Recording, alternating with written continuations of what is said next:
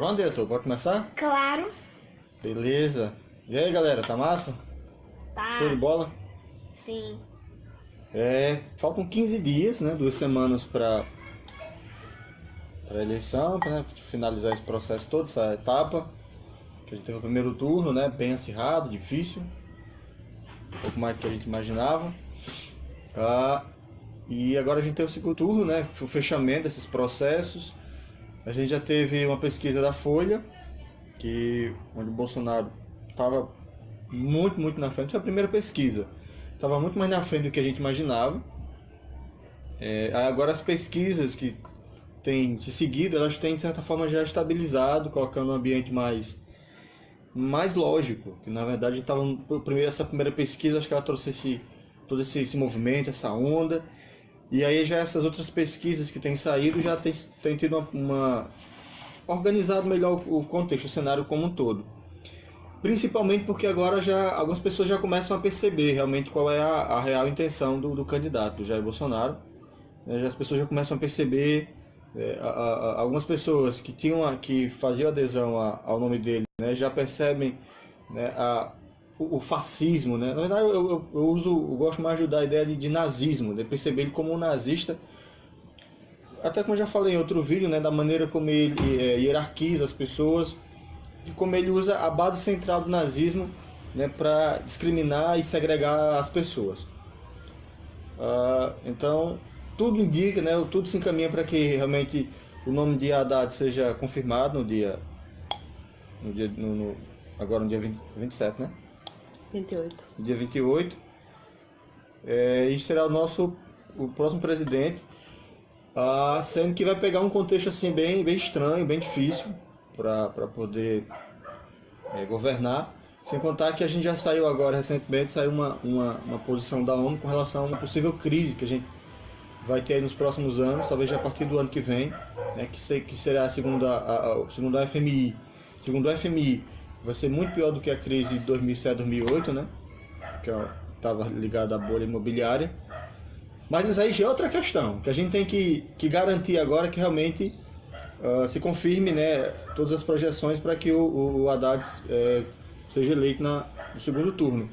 E é assim Tamara, o que você pensa que talvez ele possa fazer, que possa construir? Porque assim, foi imensa a quantidade de pessoas que não votaram nulo, né, se abstiveram de votar.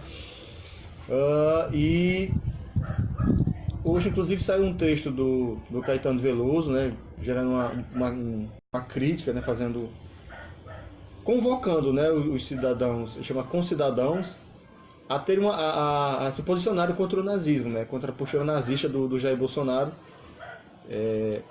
E aí, assim, ele abertamente votou em Ciro Gomes, né, e agora toma essa posição mais aguerrida, que talvez, na minha leitura, seja uma coisa interessante agora a gente fazer, sabe? Mostrar a cara, denunciar o nazismo de Bolsonaro, e aí dialogar com as pessoas que muitas ainda, na verdade, são inocentes, né, nesse processo. Tem muita gente inocente, votando nele de forma ingênua, inocente, sem saber realmente o que esse cara quer dizer. É a leitura que eu faço, né? Eu tô com 3 solos pra melhorar e não gosto de falar nesse negócio não. Mas e aí? Mas o que você percebe que dentro dessas conjunturas nacionais? Porque assim, o pessoal está com muito medo, né? Está muito assustado, tem muita gente Veja, preocupada. Elias, a gente tem um posicionamento pro processo todo histórico. Caetano Veloso está se posicionando a favor do PT. E quer queira, quer não, é a favor do PT. É a favor do Haddad, sim, mas e de uma conjuntura muito que está para além do partido, claro, mas é isso. Historicamente não é uma coisa que o Caetano faria. O que tem que fazer agora é seguir, é isso. O que tá colocado é uma possível vitória do Haddad, porque os campos progressistas e não progressistas do país, que tem o mínimo de bom senso, sabem que prezam que nesse contexto entre um cara claramente autoritário e que tem um histórico de violação de direito, que tem um histórico de rebaixar as minorias, em um processo como esse as pessoas todas estão se juntando, progressistas ou não, para baixar um governo, possível governo fascista, um possível governo ditatorial, um possível governo que nunca se preocupou nem com um programa de governo, por exemplo. Eu tenho a impressão de que quase todos os eleitores de Bolsonaro não deram uma lida no programa de governo dele. Porque elas não estão preocupadas com isso. Elas estão preocupadas com uma suposta mudança, uma suposta rechaçamento de tudo que está ali, mas na verdade não sabe o que é tudo que está ali. Então eu penso que a gente vai bem, vai bem. Tem uma conjuntura difícil, não é fácil, especialmente para as pessoas que não estão colocadas num padrão, né? Um padrão social, não são brancas, não são heterossexuais, não são. Mas que mesmo assim a gente tem tido alianças e aliados pelos quais a gente não imaginava. Então acho que isso é um processo muito bonito também de se ver.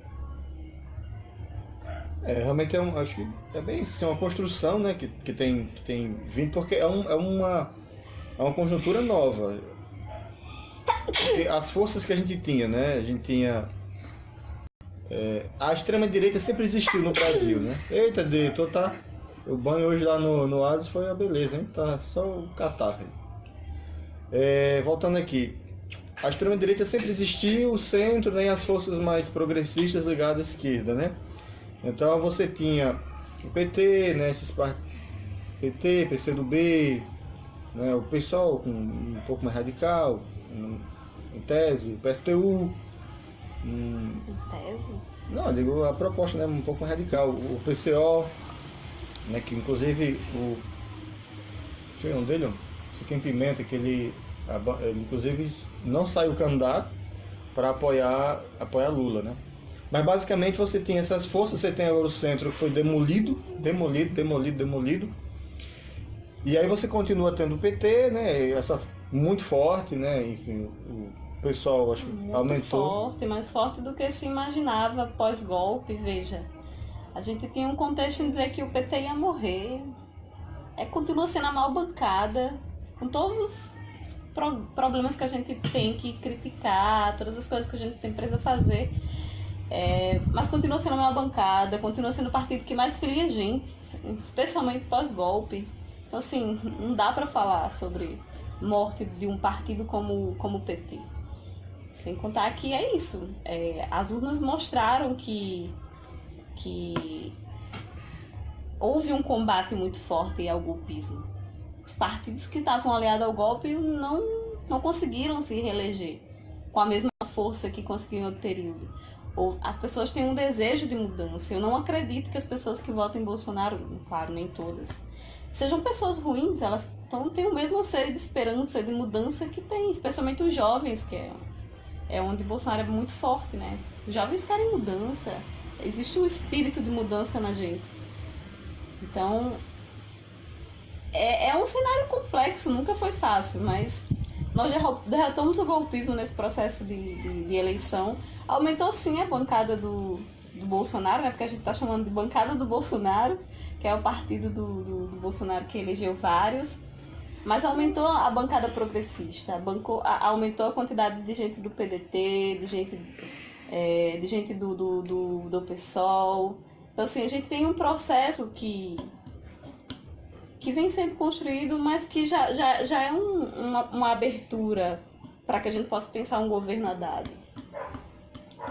Não está perdido. Nossa, vai ganhar amanhã e não vai conseguir governar. Não é por aí. Agora sim, o pessoal tem que se dar conta de uma coisa, que tipo, uma das fragilidades do Bolsonaro, do nome dele, é exatamente ele. Ele é a fragilidade. Porque realmente é nazista, autoritário, antidemocrático. Então assim, é importante que todos nós, né, enfim, que a gente apresente, que a gente informe as pessoas, situe as pessoas do que está posto. E uma coisa que eu estou vendo é que aconteceu muito com o Bolsonaro no primeiro turno, assim, na verdade bem antes, já vem construindo o nome dele, essas ações, essas posturas, e como as pessoas foram de forma meio que autônoma, se organizando, sabe, em prol do nome dele, e é uma coisa que a gente precisa, talvez, seguir um pouco esse caminho também. As pessoas começarem a se organizar, sabe, a se posicionarem, a pensar em grupos, já que a internet tem sido importante mais nessa eleição, sabe? Se posicionarem, darem a cara mesmo, colocarem seus lugares. Claro que com muita calma, com muito cuidado, porque claro que do nosso lado também, ligado aos progressistas, existe um pessoal mais animado, mais empolgado e tal. No entanto, a violência, o sangue tem escorrido no caso da gente, né? Porque as pessoas ligadas a Bolsonaro, elas tendem a ser muito agressivas. Então, se posiciona, sabe? Demarca seu lugar, diz qual a sua posição, porque, enfim, eu não gosto de colocar tudo dentro de uma caixinha, generalizar tudo, mas nós estamos do lado certo. Então, tenha certeza de quem sabe que está do lado certo. Nós estamos do lado correto, sabe? Do lado que preza pela democracia, pela diversidade, e a gente tem que ter cuidado para não cair nessas invenções que têm sido, porque a internet tem sido importante, mas não só a internet, mas a mentira. O que tem pautado a campanha é a mentira. Inclusive, hoje é dia 14, o Haddad lançou uma nota na Folha questionando uma mentira dita pelo Olavo de Carvalho, um dos ideólogos do nome de Bolsonaro, dizendo que o PT, que Haddad defendia que mães e filhos tivessem relações sexuais, defendia o incesto. E é uma mentira deslavada, é uma má fé. Como antes se falava, porque os comunistas como criancinha cozinhada, sei lá. Então, o nome do Bolsonaro é o nome da mentira, é o nome pautado pela mentira, pela inverdade, sabe, pela falsidade, e a gente tem que colocar isso mesmo. Olha, tá aqui, ó. É esse tipo de gente que você está seguindo, minha tia, que às vezes tem aquela tia réia, um primo, alguém colocar, entendeu? Porque em algum momento isso vai gerar um incômodo. Eu percebo isso. Muitas pessoas se sentem incomodadas, até votam em Bolsonaro, mas se não tiver ali aquela turma que vota, a pessoa se sente incomodada. Porque tem uma sensação de que esse cara não é gente boa, esse cara é ruim. E realmente é uma pessoa ruim, é um canalha, é um fascínora. Mas veja, a mesma fragilidade que tem associada ao nome do Bolsonaro é a mesma coisa que não é frágil. Bolsonaro não ganha com um partido político, não ganha com uma militância organizada, não ganha porque tem gente apoiando, inclusive ninguém colocava fé nesse cara quando o cara saiu. Não dava para colocar fé numa pessoa que tem um partideco pequeniníssimo, que está há 200 anos no governo, que nunca fez nada. Esse cara não vai decolar. E o que decola não é porque existe só a fragilidade do Bolsonaro e a pessoa fica assim. Porque existe também um lugar cômodo onde as pessoas conseguiram abrir brecha para várias coisas que estão colocadas. Quer queira, quer não, a gente tem um país onde não se reconheceu o processo racial, não se reconheceu a escravidão. No entanto, a gente vem tendo uma seção da cultura negra muito grande. A gente vem tendo uma seção muito grande da cultura negra, quer seja por causa das políticas públicas, quer seja pela autoafirmação mesmo dessa população. Então, assim, isso incomoda. A gente vem tendo uma visibilidade, um negócio de seguir para frente com as pessoas que são LGBTs, elas estão aí, elas existem. Existe um comércio disso? Existe. Mas quer queira, quer não, elas existem. Elas precisam e elas estão aqui. Bolsonaro não quer isso. Pessoas ligadas a Bolsonaro, é isso que fortifica. Elas não querem isso. Elas não querem preto, elas não querem LGBT. Muitas delas, é claro, outras não. Outras apenas não querem que os filhos sejam orientados sexualmente, uma coisa que nunca vai acontecer, porque não é assim que acontece a orientação sexual. Algumas pessoas só não querem que exista incesto, coisa que nunca vai acontecer por causa de um governo. Isso acontece porque acontece na sociedade. Isso precisa ser combatido e é crime. Vai ser crime num governo como o governo do Haddad, como foi no governo PT durante tantos anos. O Brasil nunca virou Venezuela. Então, assim, são mentiras, mas são mentiras que são construídas para um determinado público. Para outros, eles não querem saber se é mentira. Eles só querem saber que eles conseguem expressar o ódio. Conseguem expressar o ódio por essas minorias, por essas pessoas que, para eles, representam uma ofensa. Mas não a família tradicional brasileira, apenas os seus preconceitos. Porque na maioria deles são homens héteros, brancos, que têm casos por fora, seja com mulheres ou com homens, e que, na verdade, tem nojo de si, tem raiva de si. É uma classe média, uma burguesia que não consegue sair da sua casinha, da sua cúpula. É um pouco disso. Bolsonaro é um pouco disso também. Além do que o Haddad colocou, né? Tem uma coisa que eu faço, eu sou muito otimista, né? Tem esse mal. E assim, na minha leitura, se você percebe o movimento, né, que a gente, pensando no mundo, enfim, nas articulações, pensando na geopolítica, a impressão que eu tenho, eu faço uma análise, que é uma analogia, que é um caminhar. Você vai caminhando, você vai dando passo e passo e passo e passo. A gente chegou num momento em que talvez seja uma mudança de paradigma, que a gente agora talvez, nos próximos anos, nas próximas décadas, vai experienciar um outro tipo de paradigma e outra experiência, talvez até enquanto humanidade, coisa bem assim. Então eu acho o seguinte, que a gente está dando esse passo, e agora a gente encontrou uma fissura, um buraco, uma fenda no caminho. E aí a gente está dando um passo para trás, que realmente está dando um passo para trás. Só que esse passo para trás, eu tenho a impressão, posso estar errado, mas eu acredito que não, que é um passo, aquele passo que você dá quando você vai dar um salto, sabe, para dar um salto maior. Então a impressão que eu tenho é essa, a gente está dando essa recuada para trás, recuada, para dar o salto, sabe, para passar por essa fenda, por esse buraco, por esse vazio que está na nossa frente. Então, eu quero deixar para vocês a gente vai fechar, que agora o pessoal daqui no Buraco da Água está festejando, é bom que festeje, tem um som aí fazendo barulho, vamos festejar.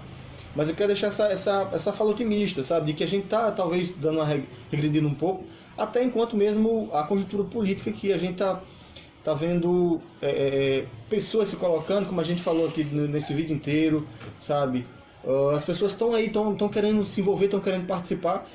E a não participação era a grande fala que há pouco mais de um ano atrás, 2 anos, que as pessoas não se envolviam, não participavam, não tinham compromisso com a política, e as pessoas estão extremamente comprometidas.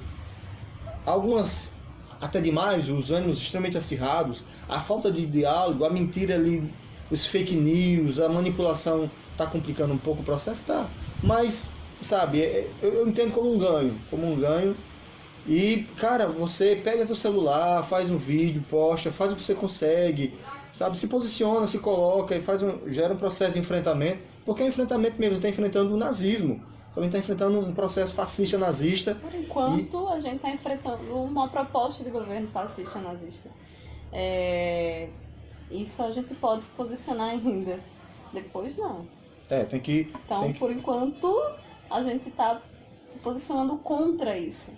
Embora a gente tenha, na estrutura de agora, atos fascistas, atos que são considerados violentos, autoritários. No entanto, a gente ainda está numa estrutura social que preza, eu não sei se tanto preza, porque a gente teve um golpe recentemente, mas que ainda conserva um certo valor democrático. Porque a gente está, na verdade, em estado de exceção, né? Está no estado de exceção, que alguns direitos foram suspensos e tal. Então, basicamente é isso, assim, que a gente se coloca, sabe, vê da maneira que você pode fazer, sabe, adesivar tá lá, bota a foto do Haddad no seu perfil, coisas pequenas que a gente pode fazer para exatamente disputar o espaço, sabe, o espaço público tem que ser disputado. Então é isso. Diretor, quer dizer alguma coisa, diretor?